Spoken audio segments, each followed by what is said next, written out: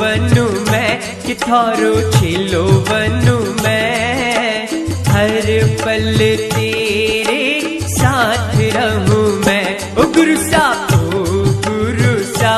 थारो ज्ञानां जन शलाकया नेत्रमुन्मीलितं येन तस्मै श्री गुरवे नमः। चरणाम्बुजे भक्तो वसे हृदयाम्बुजे परमात्मा करकमलमा शास्त्रो वसे मुखकमलमा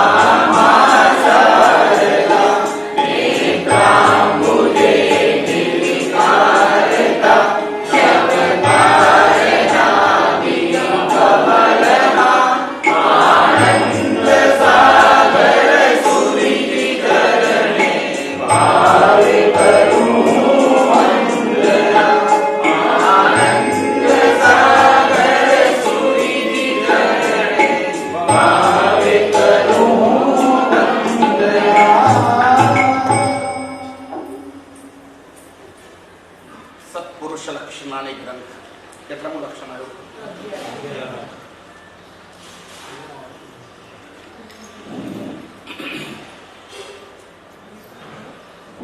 વ્યક્તિ નિર્માણ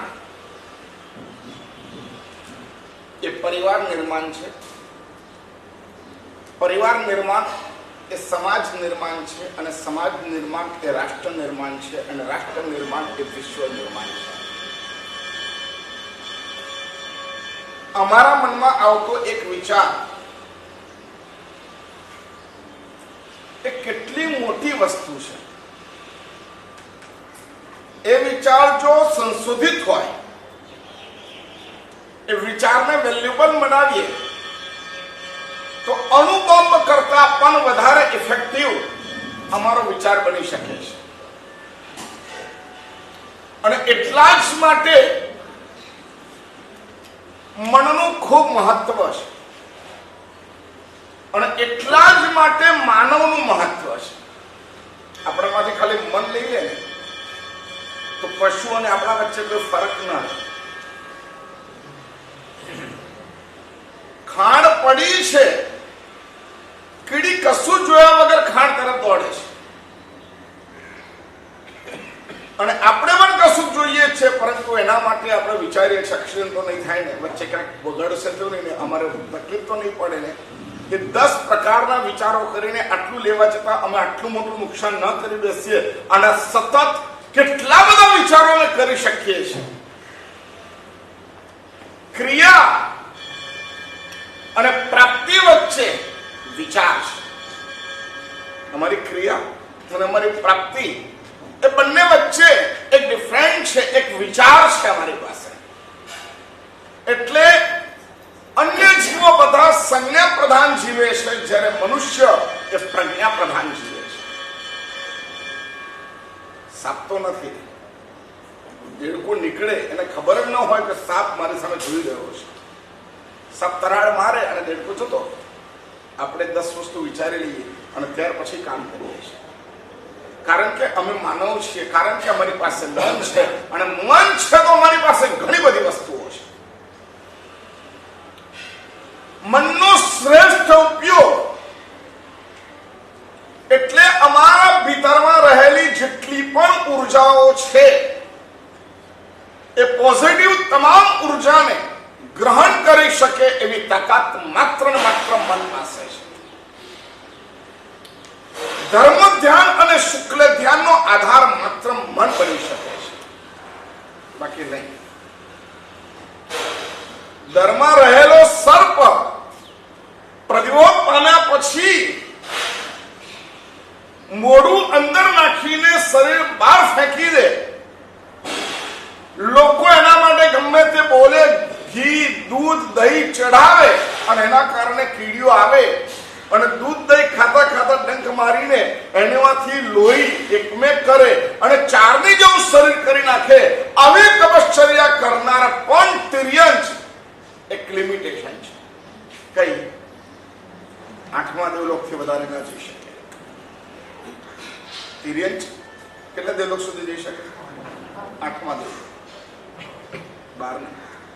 8મા દેવલોકથી આગળ ન જઈ શકે. કારણ અને કોઈ મનુષ્ય આવી રીતના રહ્યો હોત અને આરપાર નીકળી ગયો હોત કીડીઓ અને આવું બધું રહ્યું હોત તો કેવલ્યાન થયું હોત. કારણ એ શુક્લ ધ્યાનમાં જઈ શકે. તિર્યજ શુક્લ ધ્યાનમાં જઈ નથી શકતું કારણ કે એની પાસે મન નથી. અમારી ક્રિયા દ્વારા અમારા શરીરમાં ઉત્પન્ન થનારી તમામ ઉર્જાઓને ઝીલવાની તાકાત મનની પાસે છે. પ્રોફિટ લોસ જોવાની તાકાત મન પાસે છે અને મન અમારી પાસે છે.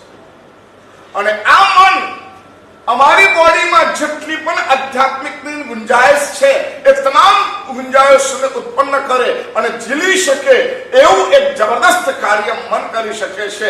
અને એટલા માટે મનને સમાજન કરવા માટે એક આજનું સૂત્ર છે. મનની માવજત કરવા માટે, મનને આકાર આપવા માટે, મનને પોઝિટિવ બનાવવા માટે, મનને ઉર્જાને ઝીલી શકે એના માટે સમય સમય બદલાતા દ્રવ્ય ક્ષેત્ર કાલ ભાવે મનને હવે શું બનાવવું એની વાત આજે કરવામાં આવેલી છે. આજનું સૂત્ર આપણે લઈએ અને ત્યાર પછી એના ઉપરનું આપણું અનુચિંતન કરીએ. નીતિ ધર્મયો આદ્રુત. નીતિ ધર્મયો આદ્રુત. નીતિ ધર્મયો આદ્રુત. નીતિ અને ધર્મમાં આદર કરવા વાળો હોય. નીતિ અને ધર્મમાં આદર કરવા વાળો હોય. નીતિ અને ધર્મમાં આદર કરવા વાળો હોય. સત્પુરુષ એ છે જે નીતિ અને ધર્મ એ બંને પ્રત્યે આદર ધરાવે છે. આમ જોવા જઈએ તો ધર્મ નિશ્ચય છે અને નીતિ એ વ્યવહાર છે. નીતિના માધ્યમે અમે અમારા મનને વિશુદ્ધ, પ્રબળ એટલે એવું પ્રબળ કે જેની અંદર સમસ્ત શુક્લ ધ્યાનના ચોથા પાયા સુધીની ઉર્જા રહી શકે, ટકી શકે એવું કોઈ સાધન હોય, એવું કોઈ વાસન હોય, એવું કોઈ મીડિયમ હોય, માધ્યમ હોય તો માત્ર મન છે. ત્યાર પછી મન છૂટ પડી. ગુણસ્થાનક ક્રમારો નામનો ગ્રંથ છે. એ ગ્રંથમાં છેલ્લી ક્ષણોની સાધના મુકાયેલી છે. બહુ સુંદર છે કે માણસ ધ્યાન કરે પછી ધીરે ધીરે ધીરે ધીરે શું છોડે? કાયા છોડે, વચન છોડે કે મન છોડે?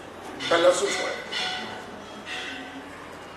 પરમાત્મા અંતિમ ક્ષણ આવે, ક્ષપક્ષરાની માળે, અને ત્યાર પછી જે આખી પ્રક્રિયા પ્રારંભ થાય એની અંદર સ્થૂળ શરીર પણ છે, સૂક્ષ્મ શરીર પણ છે. સ્થૂળ વચન યોગ છે, સૂક્ષ્મ વચન યોગ છે, સૂક્ષ્મ મન યોગ છે, સ્થૂળ મન યોગ છે. તો સ્થૂળ મન યોગ શું, સૂક્ષ્મ મન યોગ શું, સૂક્ષ્મ વચન યોગ શું, સૂક્ષ્મ કાય યોગ શું, અને એને કોના માધ્યમે કેવી રીતના છોડે? કારણ કે એ પણ ક્રિયા છે. તો ક્રિયા કોઈ પણ સાધન વગર છૂટી ન શકે. તો એ કઈ ક્રિયા કરે? એટલું મસ્ત ધ્યાનનું વર્ણન છે.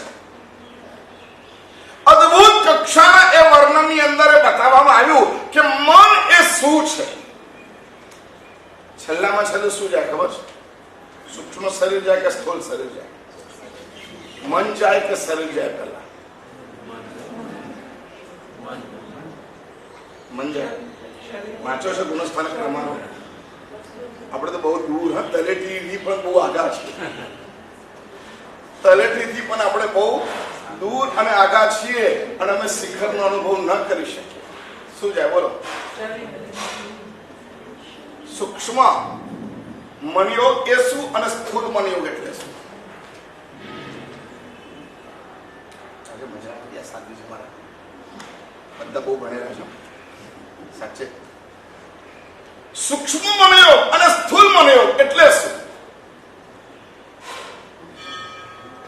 તમારા જે સ્તરમાં છે, સૂક્ષ્મ મનયોગ કોને કહેવાય અને સ્થૂળ મનયોગ કોને કહેવાય? સૂક્ષ્મ કાયોગ કોને કહેવાય? સ્થૂળ કાયોગ કોને કહેવાય? સૂક્ષ્મ વચનયોગ કોને કહેવાય અને સ્થૂળ વચનયોગ કોને કહેવાય? આ ત્રણની ડેફિનેશન ગુણસ્થાનક ક્રમારો, પંચસંગ્રહ વગેરેમાં કરવામાં આવેલી છે. અને એના માધ્યમે ધર્મ ધ્યાનમાંથી શુક્લ ધ્યાનમાં જવાનો આખો વે ક્લિયર કર્યો છે અને એમાં શુક્લ ધ્યાનના ચોથા પાયા પર પહોંચવા માટે અમારી આ પ્રક્રિયા છે અને ચોથા પાયા ઉપર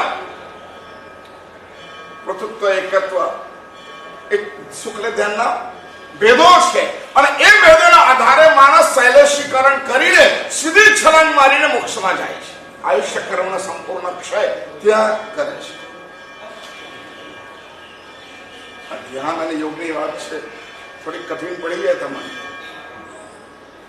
ખબર નહીં કેટલા ચોમાસા થાય ત્યારે સમજશો તમે, પરંતુ બીજા ચોમાસામાં સમજી લે. પહેલામાં હું સમજુ છું. બીજું તમારું કન્ટિન્યુ એ જ રહે, સ્થિર થાય તો. નહીં, એક ક્લાસની ટાઈપ આ કરવું પડે તમારે. શું વસ્તુ છે અમારા શરીરમાં, શું એનર્જી છે એ અમારે સમજવી પડે. કેવી રીતના કાયો કામ કરે છે, કેવી રીતના સૂક્ષ્મ કાયો કામ કરે છે, કેવી રીતના વચનો કામ કરે છે, કેવી રીતના સૂક્ષ્મ વચનો કાર્ય કરે છે, કેવી રીતના સ્થૂળ મનીઓ કામ કરે છે, કેવી રીતના સૂક્ષ્મ મનીઓ કાર્ય કરે છે. સૌથી છેલ્લામાં છેલ્લો સ્થૂળ કાયો જાય. સૌથી છેલ્લા સ્થૂળ કાયો જાય એટલે અમને જે બોડી દેખાય છે એ જાય. કાર્બન શરીર ખમા સમાપ્ત થઈ જાય, તેજસ શરીર સમાપ્ત થઈ જાય. તપશ્ચર્યા એટલી અષ્ટિમ પર પહોંચે કે જ્યાં તેજસ કાય એને ઝીલી ના શકે, ડેર થઈ જાય. અને એ ડેર થાય એટલે કાર્બન શરીર ડેર થઈ જાય અને એ ડેર થાય એટલે ઔદારિક શરીર ડેર થઈ જાય. અમારા મૃત્યુ આખી પ્રક્રિયા છે. સિદ્ધાચાર્ય ભાવયાત્રા કરે છે એવી રીતના મૃત્યુને એક ભાવયાત્રા શાસ્ત્ર આધારિત કરવી જોઈએ. કેવી રીતના પ્રાણ નીકળે અને ક્યાંથી પ્રાણ નીકળે તો માણસનો જીવ ક્યાં જાય. આપણે ત્યાં આ બધી નોંધ છે, બહુ સુંદર મજાની છે. મોઢામાંથી જાય તો અલગ, કાનમાંથી જાય તો અલગ, અમારા છિદ્રોમાંથી જાય ત્યારે અલગ, અમારા રૂવાટામાંથી જાય ત્યારે અલગ, અમારી આખી બોડીમાંથી એક સાથે પ્રાણ નીકળે તો કેવી રીતના નીકળે એ બધાની આખી બહુ સરસ મજાની પ્રક્રિયાઓ છે. અમારે બહુ મોટી લેબોરેટરીના ખર્ચા કરવાની જરૂર નથી. માણસ ખૂણામાં એકાંતમાં બેસીને એક શાસ્ત્રો, ઋષિ મુનિઓના શાસ્ત્રો લઈને બેસી જાય તો એ બહુ મોટો ડોક્ટર બની શકે. શેનો શેનો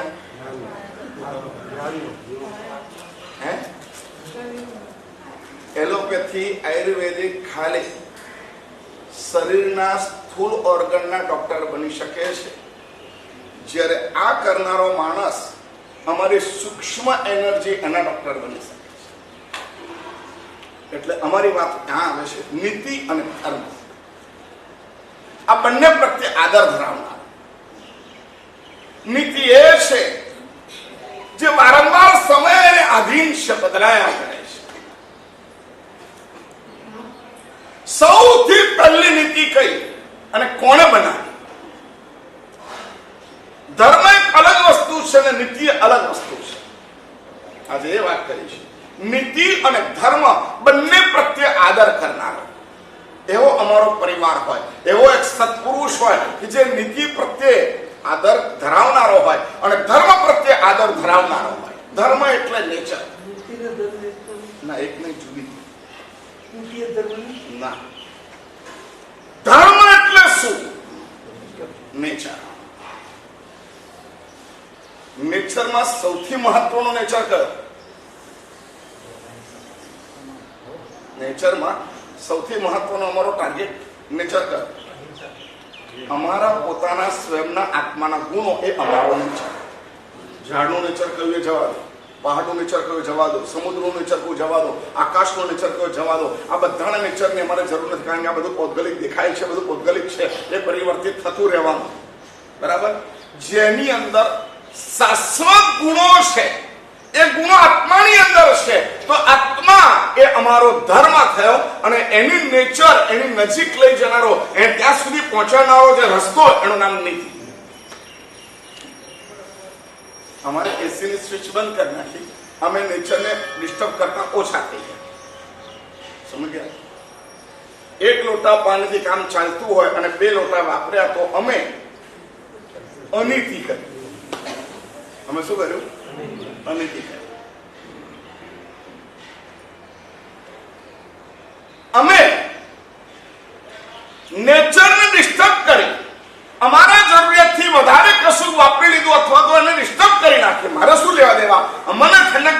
જવા દો, જે થવું એ થવા દો. દિવસ દરમિયાન અમે ખોટું બોલીએ છીએ તો પણ નેચરને ડિસ્ટર્બ કરીએ છીએ. ગ્લોબલ વોર્મિંગનું કારણ ખરાબ વિચારો, આતંકવાદી વિચારો પણ છે, એવું પણ અમારે શોધવામાં આવશે અને એને સિદ્ધ કરવામાં આવશે. એના માટે કરોડો રૂપિયા ખર્ચીને લેબોરેટરીમાં જઈને, અમેરિકા જઈને ત્યાં આગળ વળી પાછો સ્ટેમ લાગશે. ત્યારે આપણે સમજશું કે એક ખરાબ વિચાર કરીએ છીએ એ પણ વૈશ્વિક કોસ્મિક એનર્જીની અંદર અમે ક્યાં ગાબડું પાડી રહ્યા છીએ. આતંકવાદ કેમ ખરાબ? ફિઝિકલી નહીં, સાયકોલોજી ખરાબ. કટ્ટરવાદ કેમ ખરાબ? સાયકોલોજીકલ ખરાબ છે. હું કટ્ટરવાદી છું અને મારતો પણ નથી, તો હું ખરાબ ખરો? જે મને ફોલો કરે એ જ સારા માણસો, મને ફોલો ન કરે બધા કાફી. આ વિચાર એને ડિસ્ટર્બ કરે કે વિશ્વને ડિસ્ટર્બ કરે? અફઘાનિસ્તાનની વાત સાંભળીએ છીએ, કેવી હાલત છે. જયારે મોગલો, હુનો, શકો અને પઠાણો જયારે ભારતમાં આવ્યા ત્યારે ભારતની પણ આવી એક હાલત હતી. દિલ્હી ઉપર જયારે કબજો પ્રાપ્ત કર્યો ત્યારે આપણી આવી હાલત હતી. ગભરાતા હતા બધા. રક્ષાબંધન એમાંથી ઉત્પન્ન થયેલું સામાજિક તહેવાર છે. કયો તહેવાર છે? સામાજિક તહેવાર છે. મોગલો જયારે આવતા ત્યારે એક ગામને, એક શહેરને, એક જિલ્લાને, એક પ્રદેશને બચાવવા માટે આવા પણ થયા છે. ભાઈ, હું તને ભાઈ માનું છું ને રક્ષા બાંધું છું, હવે શું, હવે તારે મારી રક્ષા કરવાની, એમ કરીને સ્ત્રીઓએ પોતાનું અને પ્રદેશનું રક્ષણ કર્યું છે. જયારે તલવારથી કામ ન ચાલ્યું ત્યારે આ ઇમોશન્સ મૂક્યા અને એના દ્વારા ભાઈ અને બહેનના સંબંધો ક્રિએટ કર્યા અને રાષ્ટ્રને સુરક્ષિત કર્યું છે. આ બધી ઘટનાઓ કેવી છે? આ નીતિ નક્કી કરવામાં આવી. અમારો એક ખરાબ વિચાર અમે બોલીએ છીએ, એમાં પણ ગાઢ બોલીએ. અતિ રાગ વાળા શબ્દો અને અતિ દ્વેષ વાળા શબ્દો, આ બંને શબ્દો અમે બોલીએ છીએ તો પણ કશું ડિસ્ટર્બ થાય છે. થાય કે નહીં? થાય કે નહીં? પ્રેમ બોલાય ખરો, પણ પ્રેમ જાહેરમાં કરાય ખરો? ખ્યાલ આવે છે? એ બધાની મર્યાદાઓ છે. એવી રીતના ગુસ્સો બોલાય ખરો, પણ જાહેરમાં કરાય ખરો? ન કરાય. મર્યાદા આવીને ઉભી રહી જાય તો નીતિ એક અલગ વસ્તુ છે, ધર્મ એક અલગ વસ્તુ છે, પરંતુ એકબીજાને ફોલો થનારી વસ્તુ છે. નીતિના માધ્યમે અમે ધર્મને પ્રાપ્ત કરી શકીએ છીએ. એટલે અહીંયા એ કીધું સત્પુરુષ એ જે નીતિનો પણ સ્વીકાર કરે, એના પ્રત્યે પણ આદર ધરાવે અને જે ધર્મ પ્રત્યે પણ આદર ધરાવે. સૌથી પહેલી નીતિની સ્થાપના પરમાત્મા ઋષભદેવ પરમાત્માએ આ ઉત્સર્પણી કાળમાં કરી અને એ નીતિનું નામ છે હકાર નીતિ. કઈ નીતિ? હકાર નીતિ. હકાર. હકાર. યસ. હકાર નીતિ એટલે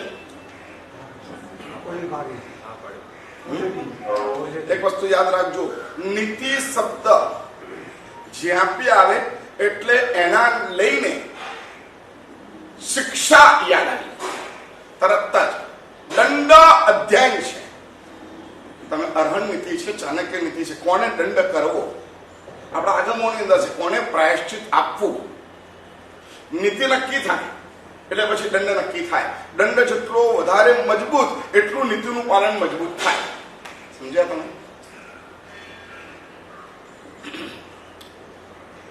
ટ્રાફિક વાહન રોડના કેટલાક નિયમો છે કે સિગ્નલ આવું હોય, રેડ હોય તો ઉભું રહેવાનું, યલો હોય તો સ્ટાર્ટ કરવાનું અને ગ્રીન આવે ત્યારે આ નિયમો છે. હવે એ નિયમોની પાછળ કોઈ સજા ના હોય તો નિયમોનું પાલન કોઈ કરે?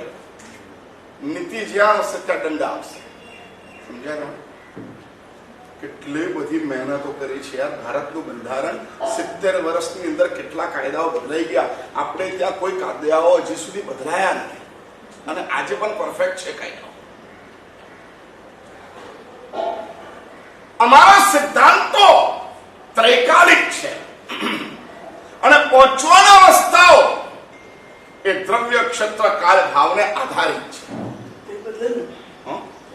નહીં, સિદ્ધાંત નહીં બદલાય. અહીંયા તો સિદ્ધાંત બદલાય છે સિદ્ધાંતમાં બદલાવો જોઈએ, નીતિ બદલાઈ શકે. પરમાત્મા સૌથી પહેલા હકાર નીતિ આપી.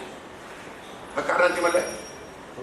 કોઈ અહીં બોલ્યો કે એની પાસે ભાત હતા તો પણ ના પાડી, મેં માગ્યા તો પણ એને ના પાડી, એટલે ત્યાં આગળ હકાર. હે કેમ આવું કર્યું? આવું તે કર્યું એટલે ખોટું કર્યું, તરત હકાર નથી આવે. હે પછી મકાર ના પાડીને નહીં કરવા. માણસ ત્યાં અટકી જતો હતો. આજે એને આમ એની આંખો જોયા, ઋષભદેવ પરમાત્માની આંખો જોયા પછી એવું કે હે તું ખોટું બોલ્યું, તરત હવે નહીં. વળી પાછો કેટલોક સમય ગયો, માણસોનું આ કામ વધતું ગયું, અવસર બની કાળ હતો, આ વધતું ગયું. અને જેટલા આપણે દૂર હટીએ છીએ, આવા બધા ગુના કરીએ છીએ, જેટલું જુઠ્ઠું બોલીએ છીએ એટલી હિંસા વધે છે. જેટલી હિંસા વધે છે એટલી સૂક્ષ્મ એનર્જીમાં ડિસ્ટર્બન્સ ઊભું થાય છે. બ્લેક હોલ, ગ્લોબલ વોર્મિંગ, એ બધું આમાંથી નિષ્પન્ન થાય છે. આપણે જે સ્થૂળતામાં ગયા છે એ ફ્રીજ, એસી, એ બધાથી આ ગ્લોબલ વોર્મિંગમાં ઉત્પન્ન થયું છે. આ બહુ સ્થૂળ છે. તમે જેટલા કટ્ટરવાદી વિચારો કર્યા છે, જેટલા જીવોને માર્યા છે, કારણ કે કંપનોની અસર છે. શું કહું છું? કંપનોની અસર છે. અમારા શરીરમાં બેલેન્સ કંપન હોય એનું નામ શું કહેવાય? તમારી ધડકન કેટલી હોવી જોઈએ? પલ્સ કેટલી હોય? 72. અને એ 72 ની સ્પીડથી લોહી દોડે છે. એ પ્રમાણે અમારા શરીરનું કંપન છે. વેલ સેટ, બરાબર? અને એ જ 92 થઈ ગયું, 92 થઈ ગયું તો શું કહેવાય એને? શું કહેવાય? બ્લડ પ્રેશર વધી ગયું. એટલે બ્લડને ફરવાની ગતિ વધી ગઈ. હવે બ્લડને ફરવાની ગતિ વધી ગઈ એટલે તમારા કંપનો વધી ગયા. હવે કંપનો વધી ગયા એટલે ડિસ્ટર્બન્સ ઊભું થવાનું. શું થવાનું? બોલો, શું થાય?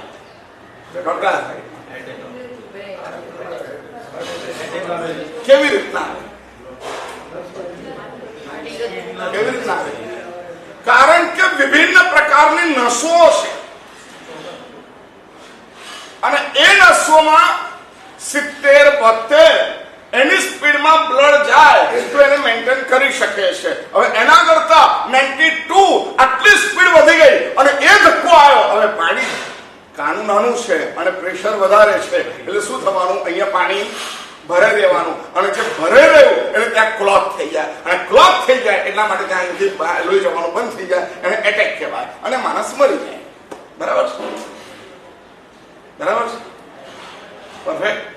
ઓ ડોક્ટર સાગર ચંદ્ર સાગર.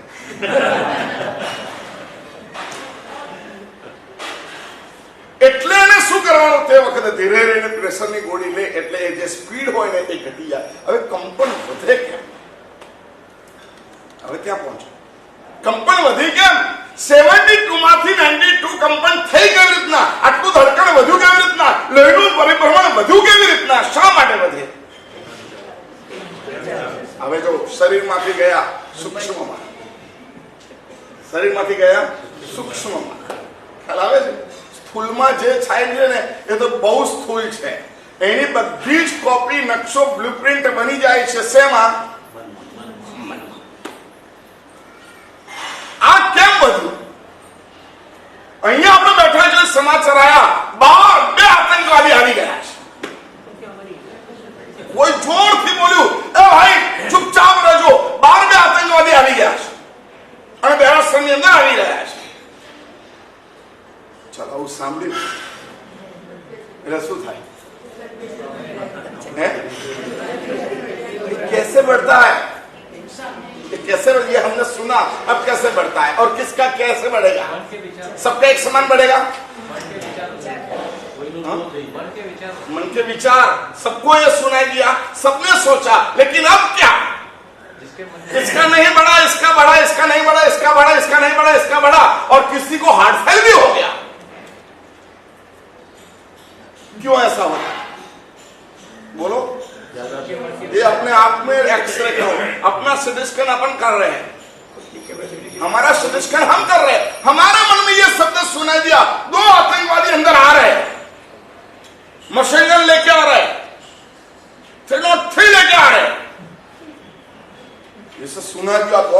सब अंदर आ गए, बंद करो बंद करो बंद करो, आ रहा है। मालूम है कांच की खिड़की है, कुछ होना जाना नहीं है, तो भी हम बंद करेंगे कि नहीं करेंगे? करेंगे नहीं करेंगे? करेंगे। क्यों? ये जो डर भय जितना अंदर बढ़ता है किसमें, मन में, उतनी ही मन ऑर्डर करता है, भाई कुछ करो कुछ करो कुछ करो। तो मन इतना एक्शन हो गया, उसकी असर किसके ऊपर हुई? ब्लड के ऊपर। मतलब समझ लो, आपके मन में जो विचार आता है उसकी असर ब्लड पे जाती है। आपने बोला शिवमस्तु सर्व जगत, उसकी असर खून पे आएगी। आपने असर मन में सोच लिया, ये डर आया है, भय आया है, तो उसकी असर भी ब्लड पे आती है। अगर नेगेटिव असर आती है तो पॉजिटिव असर भी आएगी। और उस वक्त सभी डरने लग गए, और लेकिन किसी ने ऐसा सोच लिया, ठीक है आने दो रे, क्या होगा, देख लेते क्या क्यों आया है, कि उसकी गलती हो सकती है जैन मंदिर में, और हमको आने यहाँ पे आने की कोई जरूरत नहीं है। बहुत लोग हैं, अभी ठाकुर का घर पड़ा है यहाँ पे, क्या उसको प्रॉब्लम करने वाला वो है, पुलिस स्टेशन वो है, उसको उड़ा। मंदिर में क्या है, यहाँ पे क्या है? और जैन मंदिर में आना तो बहुत जैन मंदिर है, यहाँ पे क्या है? हम तो कहीं डिस्टर्ब नहीं करते। ये भी सोचेगा मैं घर पे कैसे जाऊंगी, अब मैं घर पे क्या करूंगी, मेरा बच्चा वहां है, मेरा हस्बैंड वहां है, अब मेरा क्या होगा, वो ये भी सोच रहा है। समझ गए कि डर की मात्रा अलग अलग अलग अलग तरीके से है। इस तरीके से हमारा मन भी अलग अलग अलग अलग अलग सोचता है, और उसमें वो लोग बाहर आ गए। तुम लोग कौन हो, ऐसा पूछ लिया। हमने कहा हम जैन हैं। ठीक है, अल्लाह को मानते हो? नहीं, हम नहीं मानते, एक धर्म की ओर मानते हैं। कौन नहीं मानता है? ऐसा कोई बोल दिया, अब क्या करें? अब क्या करेंगे? क्या करेंगे बोलो? जिसका ज्यादा डर है वो मानने लगेगा, हैं? जिसका ज्यादा डर है वो मानने लगेगा। हाँ, ऐसे ही करके हिंदुस्तान की 60% बस्ती मोमेडन हो गई। ऐसा ही सोच के हिंदुस्तान की 70-80% बस्ती इस तरीके से मोमेडन हो गई है। और हम ये कहेंगे हम अल्लाह को जानते नहीं है, उनका कुरान पढ़ा नहीं है, हमको मालूम नहीं है, और हम तो ये मानते हैं जो भगवान आत्मा तक पहुंचाता है उन सभी को हम मानते हैं। लेकिन ठीक है, अब हम आएंगे, खाली तो नहीं जाएंगे, हम 5-10 को उड़ाएंगे। किसको उड़ाए? चलो एक काम करो, पहना है वो आ जाओ।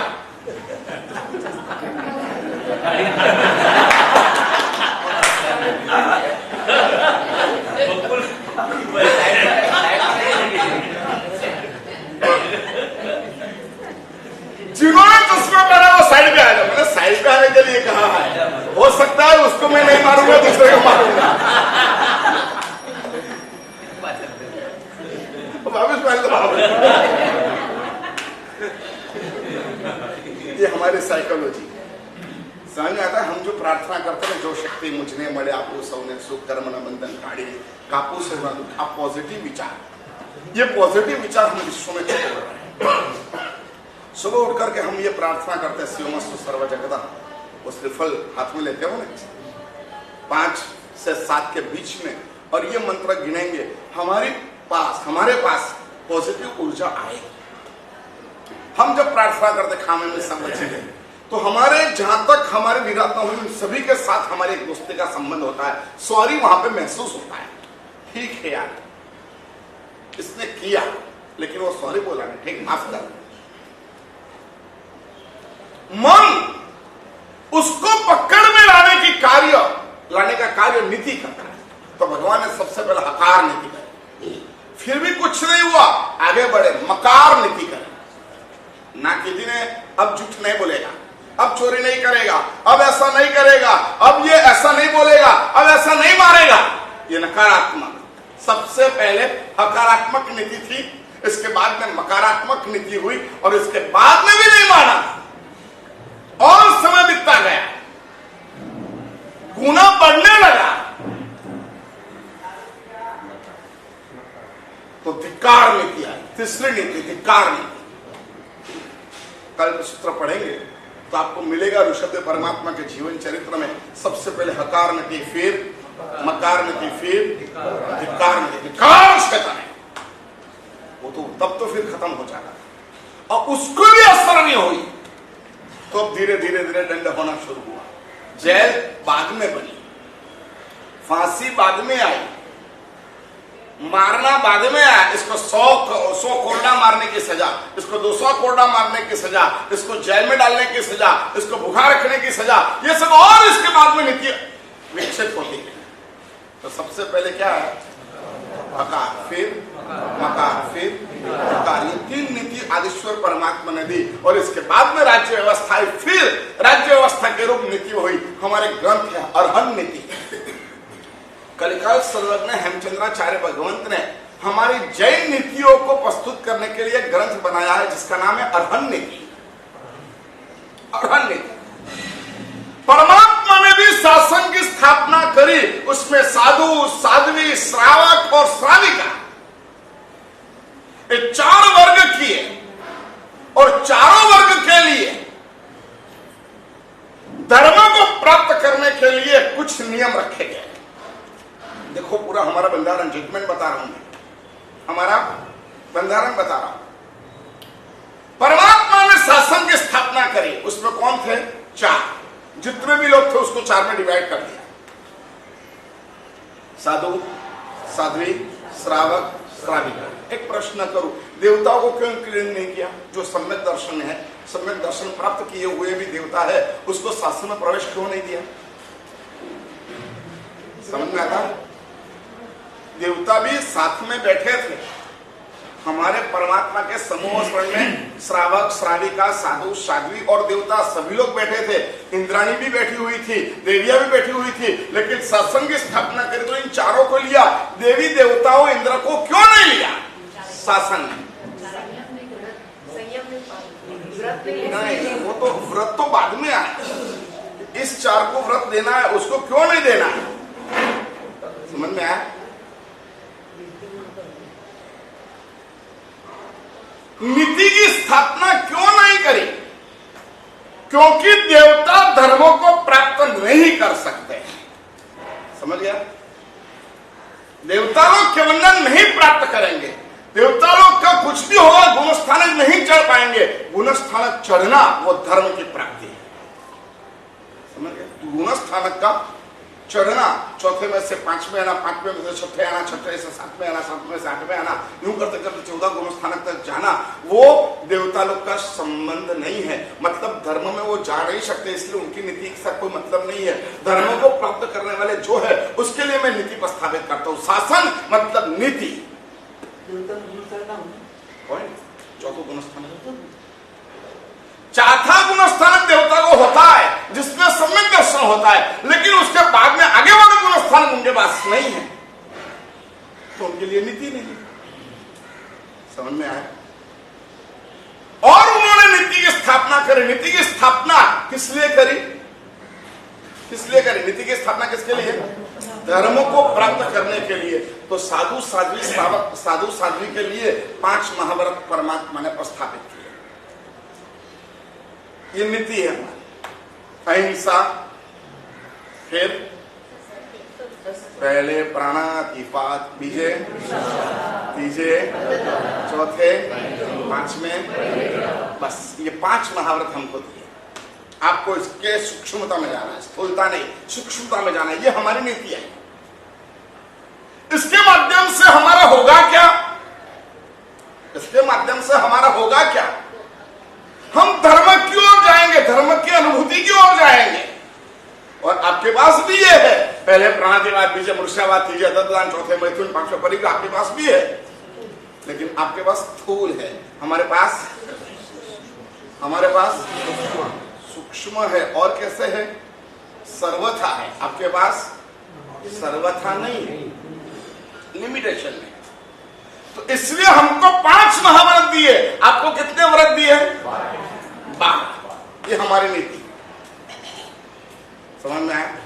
इस मार्ग में चलते हुए आत्मा धर्म को प्राप्त हो सकती है, आत्म धर्म को प्राप्त कर सकती है। अहिंसा का पालन हम करना। अब उसके नीचे जो आगमों की व्यवस्था हुई उसमें छेद ग्रंथ है, वो हमारे साधु साध्वी की नीति शास्त्र है।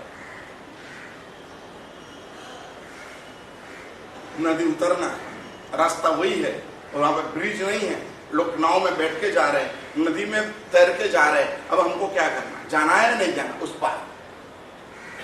हमने व्रत लिया है, कौन सा व्रत लिया है? अहिंसा का। तो नदी में कौन से जीव की विराधना है? बोलो, नदी उतरने में कितने जीव की विराधना है? कौन से जीव की विराधना है? पृथ्वी का नहीं, नदी का पानी, उसमें मिट्टी आएगी कि नहीं आएगी? आएगी। कहीं कौन से पर्वत से बह के आएगी, वो अचित नहीं होगी। तो पृथ्वी का एक भी विराधना, अब काय की भी विराधना। और एक चीज याद रखना, आपका टेम्परेचर 95, 96, 97, 98 है, बराबर। आपने जैसे कच्चे पानी में पैर रखे तो आपके टेम्परेचर से आपका के कई जीव तो मर ही जाते। तो वहां पे कौन से ओवी देव काय की विराधना हुई? वायु का परपोटेर होता है, बहता है पानी, वायु का के फोर्स से बहता है। और वनस्पति भी होंगे वहां, क्योंकि कोई घास फास ये सब अंदर बहता है, तो उसकी भी विराधना होगी। और सूक्ष्म सूक्ष्म मछली वगैरह, कुछ सूक्ष्म जीव निगोद वगैरह भी होगी। तो 10 गाय की भी जीव विराधना होगी। तो नदी पार उतरने में अहिंसा का पालन होता है क्या नहीं होता? होता है कि नहीं होता है? नहीं होता है। वो अहिंसा का पालन नहीं होता है और साधु ने नदी उतरी, तो उतर सकते कि नहीं उतर सकते? समझ में आया? वहां पे हिंसा है। अब साधु ने वहां पे नदी क्रॉस करी, नदी को पार उतरना है नहीं उतरना? समझ में आता है? वहां पे अरहण्य जी बोलेंगे, अगर इस भूमि में आपने विहरण कर लिया है और अगली भूमि पे जाना है और 50 किलोमीटर से ज्यादा चक्कर होता है, तो आपको नदी उतर सकते हो, तो भी आपका अहिंसा का परिपालन होगा। ये नीति के अंदर का अपवाद है। अब कैसे उतरना?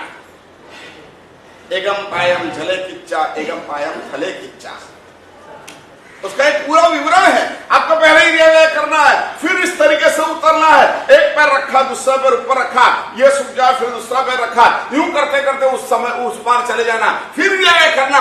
ऐसा करने से थोड़ा सा प्रायश्चित आएगा, लेकिन व्रत खंडित नहीं होगा। हमने 5 महावर रात्रि भोजन निर्मल व्रत लिया, लेकिन उसके कई अपवाद हैं। समझ में आया? कई अपवाद हैं। उस अपवाद का सेवन करने से व्रत को कोई बाधा नहीं आती है, लेकिन व्रत ढीला होता है और प्रायश्चित कर लेते तो व्रत मजबूत हो जाता है, एक्सपायर नहीं होता है। समझ गए? रोग उत्पन्न होता है व्रत में, बारंबार अगर ऐसा किया तो रोग उत्पन्न हो जाएगा, तो बारंबार नहीं किया जाता है, लेकिन व्रत खंडित नहीं होता है।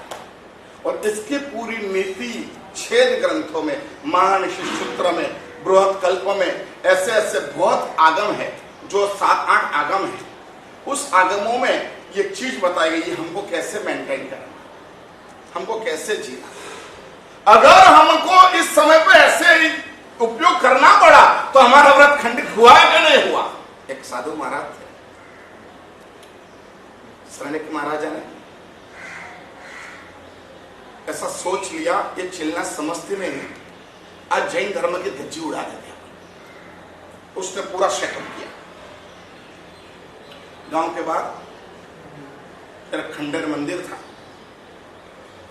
उस पुजारी को बुला, साधु बारंबार वहां आते जाते रहते थे, एकांत था, शांत था वातावरण, तो वहां ध्यान करते थे। एक काम करना, कभी भी कोई साधु आ जाए तो मेरे को समाचार दे। और एक बार पुजारी आया, महाराज एक साधु महात्मा है, मंदिर में और लीन, ठीक है, एक काम करना, तो जाके तुरंत मंदिर बाहर से बंद कर, ठीक, मैं कुछ करता हूं। और थोड़ा समय हुआ और एक गणिका एक स्त्री को तैयार किया। श्रवण महाराज ने ऑर्डर दिया, आप मंदिर में चले जाइए, गभारे में चले जाइए और वो जाने के बाद में पुजारी ने वापस बाहर से बंद करा। अप्सरा ने महाराज के पास में फिर उसको बोला था कि पुजारी आया, महाराज गजब हो गया, गजब हो गया, गजब हो गया। नाटक होता है ना, वहां पे चिल्लाना जरा अप्रोप्रिएट होता है। जो सिखाया जाता है उस तरीके से चिल्लाता है तो आदमी की चौंक से, चित्कार से मालूम पड़ता है ये रियल है कि बोलो गलत। आप बोलोगे ना, उसके ढंग से मालूम पड़ जाएगा इसमें सच कितना है, गलत कितना है। जज को है ना, जज को तर्क के आधार तो बाद में रहता है, इसके पहले फेस रीडिंग सिखाया जाता है। जो जज फेस रीडिंग ज्यादा याद रखता है उसको बोलने की जरूरत नहीं पड़ती है, उसको सुनने की भी जरूरत नहीं पड़ती है, वो बोलता है। बिरबल का कुछ काम ऐसे ही होता है। चोरों को पकड़ने के लिए उसके पास ऐसी ट्रिक थी, अपने आप उसका चेहरा बोल देता था ये झूठ बोल रहा है। पसीना ज्यादा होता है, जरा और जोर से बोलता है, समझ गए?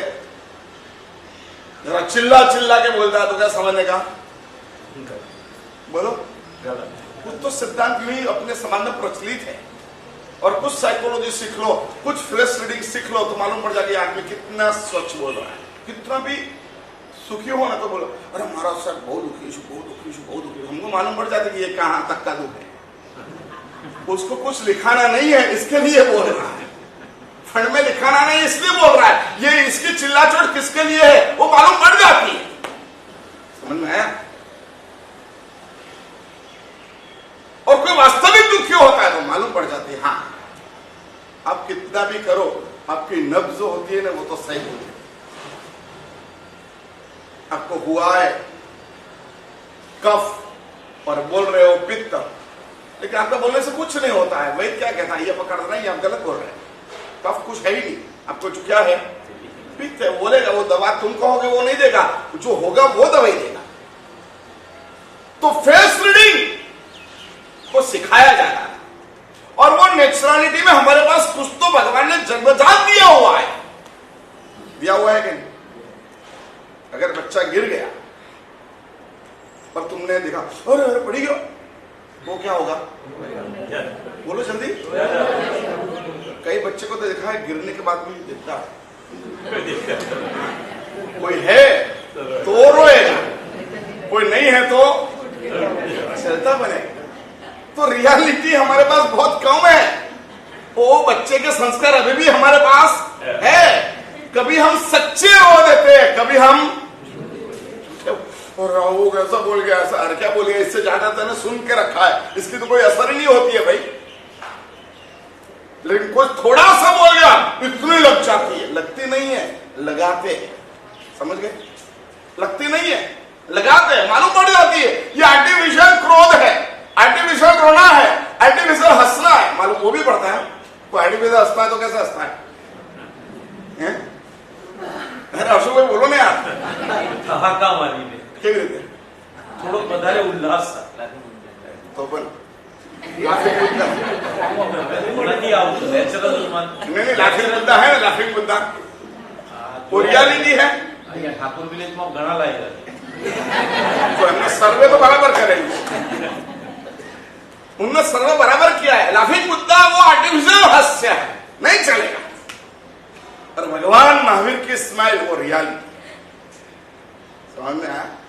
लाफिंग मुद्दा तुम्हारे घर में जितना हास्य दिखाएगा उतना डुप्लीकेट आपका जीवन होगा, आपका परिवार का वातावरण डुप्लीकेट होगा। गौतम बुद्ध, भगवान महावीर, गौतम गंधर्व, उसका चेहरा वो रियल पर्सनालिटी है। कौन सी है? Real personality. अंदर जो है वो बाहर पे छलका है, हमारे भीतर में जो है वो बाहर छलक के आया है, और ये चेहरा बना है। हमारे भीतर जो है वो चेहरा बनना चाहिए। हम आर्टिफिशियल चाहते हैं। स्नान किया, साबुन लगाया, क्रीम लगाया, पाउडर लगाया, लिपस्टिक लगाया, ऐसा शेडो लगाया, उसके बाद में हमने फोटो खींचा। रियलिटी है उसको ढकने की कोशिश नहीं, शैडो से ढको मत, रियल नेचर में आ जाओ। और नेचर में वो आता है जिसको डबल रोल आता नहीं है। जिसको डबल रोड नहीं आता वो नेचर में रहता है, क्या फर्क पड़ता है। भगवान महावीर, उसका चेहरा डुप्लीकेट नहीं, रियल है। हमारा चेहरा डुप्लीकेट नहीं होना चाहिए, रियल होना चाहिए। हमारे जीवन में नीति शास्त्र और नेचुरल होना चाहिए। पंच महाव्रत का परिपालन करते करते करते करते मानस निर्भयता को प्राप्त होता है, और इसलिए उसका प्रायश्चित का विधान है छेद ग्रंथों में। ऐसे 12 व्रत है, वो आपकी नीति है। श्रावक श्राविका के लिए 12 व्रत, साधु साध्वी के लिए पंच महाव्रत, ये हमारी नीति हो गई। अब इसको किस तरीके से पालन करना, वो चिल्लाचोट करने लग गई। साधु महाराज आए हैं और एक स्त्री भी है, एक वेश्या भी है, गणिका भी है, एक स्त्री भी है, और सैनिक मारेगा तो ये बस प्लानिंग था। क्या बात करते हो, जैन साधु ऐसा करते हैं, चलना यहां पे देखिए क्या बोल रहा है। वो वापस बोला, चलना समझदार थी। एक बात मैं सही कह रहा हूं कि आंखों को पहचानने की शक्ति स्त्रियों के पास ज्यादा है बजाय पुरुषों से। वो जल्दी आंखों को देख करके समझ जाती है ये क्या है, क्योंकि बच्चों का सुख दुख उन्होंने आंखों से परखा है। समझ में आया? बच्चा बोला नहीं है तब परख लिया, इसको ठंड लग रही है, इसको गर्मी लग रही है, इसको भूख लग रही है, इसको क्या हो रहा है। वो बिन बोले समझने की आदत किसको ज्यादा है? जल्दी स्त्री को। तो वो प्रैक्टिस गिर गई है। हमने संशोधन किया था, सिक्स सेंस स्त्रियों को ज्यादा क्यों है? वातावरण को जल्दी महसूस कर लेती है, ये वातावरण सुरक्षित है, ये वातावरण असुरक्षित है, ये व्यक्ति सुरक्षित है, ये व्यक्ति असुरक्षित है, वो सबसे पहले स्त्री जान लेती है। इग्नोर करे वो बात अलग है, लेकिन जान तो जाएगी। समझ में आया? समझ तो जाएगी। वो क्यों समझ जाती है? क्यों समझ जाती है? उसको एक काम दिया गया है कि बच्चा नहीं बोले तब भी उसकी फीलिंग्स को समझना। बच्चा पैदा भी नहीं होता है, उसके पहले उसके सिग्नल वो एक्सेप्ट कर लेती है ना, जिसको दोहद शब्द कहा गया है। कौन सा? दोहद। बच्चा पेट में होता है, फिर उसकी इफेक्ट क्या होती है उसको समझ लेती है। मेरे विचार नहीं है, किसके विचार है? चिल्ला ने समझ लिया, क्योंकि अपने पति का कलेजा खाने का मन किसको हुआ था? चिल्ला को हुआ था। मेरे पति का कलेजा खाऊं, ये विचार आया था। चिल्ला ने बहुत सोचा, ये विचार मेरे को कतई नहीं आ सकता है। श्रेणी को मेरा हस्बैंड है, मेरा पति है, और मैं उसको समर्पित हूं, कोई फरियाद नहीं है, फिर भी यह विचार क्यों आता है? उसने सोच लिया कि ये मेरे विचार नहीं है। किसके विचार है? मेरे कुख में जो है वो मेरे पति का दुश्मन है। क्या बात है, कितनी सूक्ष्म बात है। सोनोग्राफी की जरूरत नहीं थी। सोनोग्राफी बहुत तो बहुत लिंग परीक्षण करेगा, बच्चा है या बच्ची है, कैसा है, टेढ़ा है कि मेढ़ा है, इतना देख लेगा। लेकिन वो बच्चा कहां से आया और क्या है, तुम्हारे खानदान के लिए क्या है, वो सेंस वो बच्चा छोड़ता है और मां एक्सेप्ट करती है, झेल लेती है, मालूम पड़ जाती है उसको कैसा है। समझ में है? और वहीं पे सिल्ला ने नक्की कर दिया, इसका जन्म होते ही मेरे को काम करना, इसको फेंक देना। इतना बड़ा काम किया उसने, लेकिन सैनिक की नियति थी। सैनिक लेके आ गया, कुकड़े ने उसकी उंगली काट दी थी, मुंह में डाल के उसको बड़ा किया, और अपन को मालूम है कि वो कौनिक था। सैनिक को जेल में पूर दिया और 100 हंटर मारे। इसकी मालूम सबसे पहले किसको पड़ी? क्यों पड़ी? स्त्रियों को सेंसिटिव होना ही चाहिए।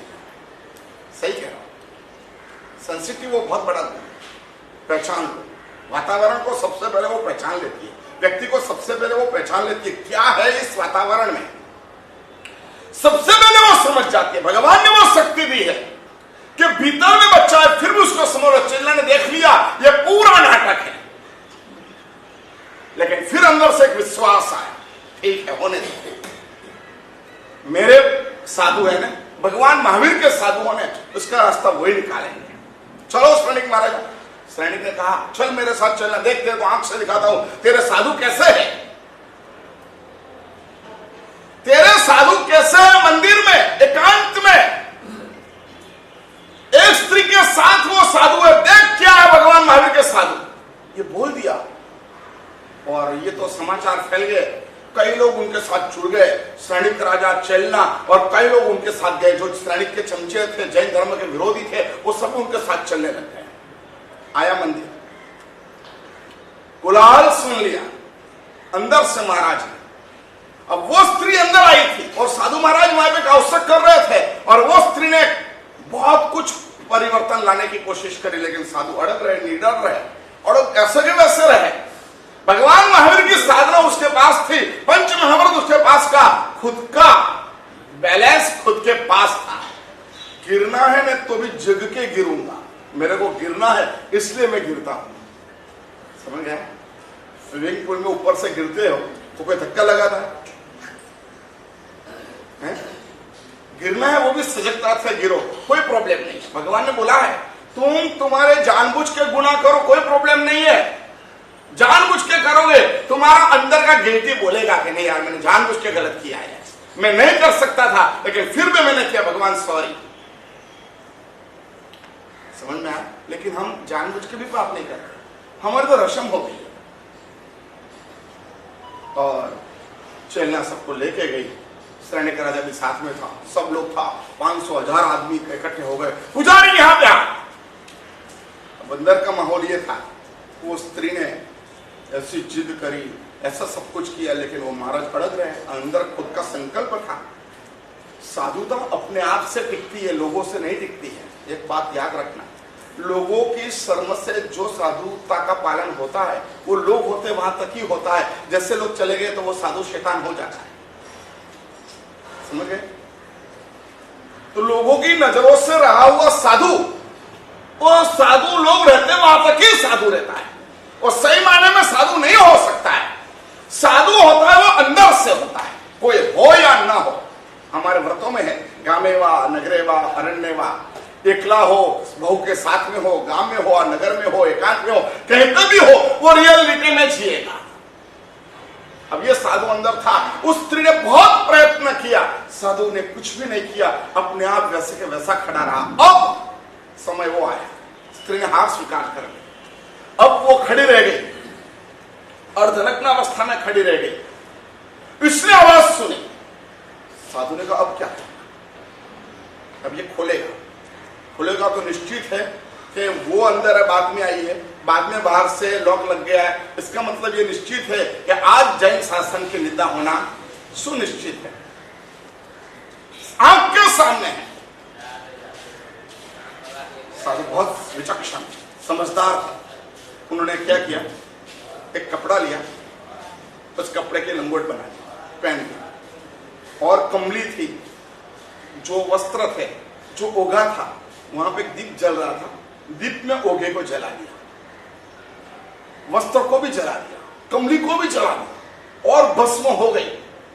उस भस्मों को लेके यहां लगा दिया, यहां लगा दिया, यहां लगा दिया, यहां लगा दिया, सब जगह भस्म लगा दी। अब न ओघा मिल रहा है, न डंडी मिल रही है, न आसन मिल रहा है, न कमली मिल रही है, न कपड़ा है, न चोरपट्टा है, कुछ भी नहीं है, सब भस्मीभूत हो गया, सबको जला दिया और वो भस्म खुद पे लगा दी। ये अंदर का माहौल, ये बाहर का माहौल।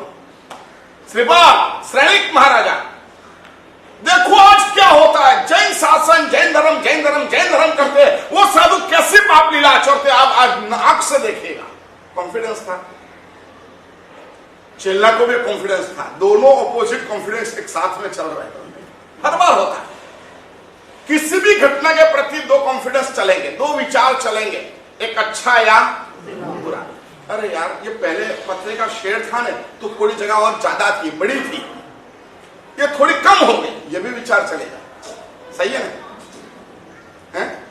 चलो अच्छा हो गया, शेड से उपाश्रय हो गया, कितना अच्छा हो गया, अब 1000-100 साल तक देखने की कोई जरूरत ही नहीं रहेगी, अच्छा उपाश्रय हुआ, ये भी विचार चलेगा। कौन सा विचार अच्छा? क्या प्रॉब्लम था? शेड होता तो 10 आदमी ज्यादा बैठ सकते थे यार, क्या प्रॉब्लम था? शेड होता तो भी चलता, और उपाश्रय बने या 2-3 करोड़ रुपए का खर्चा कर लिया, कोई फालतू का काम नहीं है, ऐसा भी विचार है। आप ऐसा मत सोचो दिव्या जी कि एक ही विचार संघ में चल रहे हैं। अब तो मेरे पास पूरी नब्ज आ गई है, वात पित्त और कफ। कोई लोग वात वाले हैं, कोई कफ वाले हैं और कोई पित्त वाले हैं। सबको टेस्टिंग कर दिया, सबके रिपोर्ट मेरे पास है। हाँ भाई, ये भाई वात वाले हैं, वो इसके बारे में यही बोलेंगे, ये पित्त वाला है, वो इसके बारे में यही बोलेंगे, और ये कफ वाला है, वो इसके बारे में यही बोलेंगे। एक विचार कभी आ ही नहीं सकता। दोनों कॉन्फिडेंस एक साथ में चल रहे थे और वहां पहुंचने के बाद में उसने बुलाया स्नेटिक ने, जल्दी आओ पुजारी, खोलो इसको। पर पुजारी आया, महाराज क्या करूं,